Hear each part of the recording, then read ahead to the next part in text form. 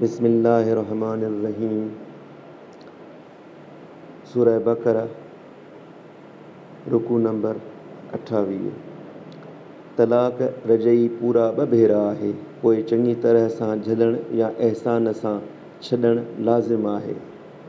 ऐं जेको खेनि ॾिनो अथव तंहिं मां कुझु वराए वठणु अव्हांखे हिन हालत खां सवाइ हलाल न आहे जो ॿई अल्लाह जी हदुनि खे न पूरे करण खां ॾुजनि। पोइ जेकॾहिं ए मुस्लमानो अव्हीं ॾुजो त ॿई अल्लाह जे हदुनि खे पूरो करे न सघंदव त ज़ाल जेका शइ एवज़ में ॾिए तंहिंजे ॾियण वठण में इन्ही ते गुनाह न आहे। इहे अल्लाह जूं हदूं आहिनि, उन्हनि खां लंघी न वञो। ऐं जेकी अल्लाह जे हदुनि खां लंघी वेंदा से ई ज़ालिम आहिनि। पोइ जेकॾहिं उनखे 3 तलाक बि ॾिनई त उन खां पोइ उहा ज़ाल उनखे एसी ताईं हलाल न थींदी जेसी ताईं उहा ॿियो मुड़ुसु परणे।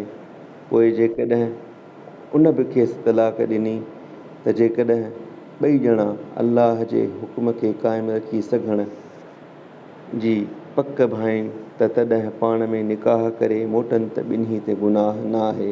ऐं अल्लाह जूं हदूं आहिनि, उन्हनि खे उन क़ौम लाइ बयानु कंदो आहे जे ॼाणंदा आहिनि। ऐं जॾहिं ज़ालुनि खे 2 भेरा तलाक ॾियो पोइ उहे पंहिंजी इद्दत जे मुदे खे अची पहुचण लॻनि त तॾहिं या उन्हनि खे चङी रीत सां रखो या उन्हनि खे चङी रीत सां छॾियो।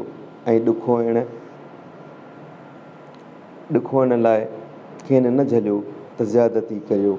ऐं जेको ईअं कंदो तंहिं बेशक पाण ते ज़ुल्म कयो। ऐं अल्लाह जे हुक्मनि खे ठठोलियूं करे न वठो ऐं पाण ते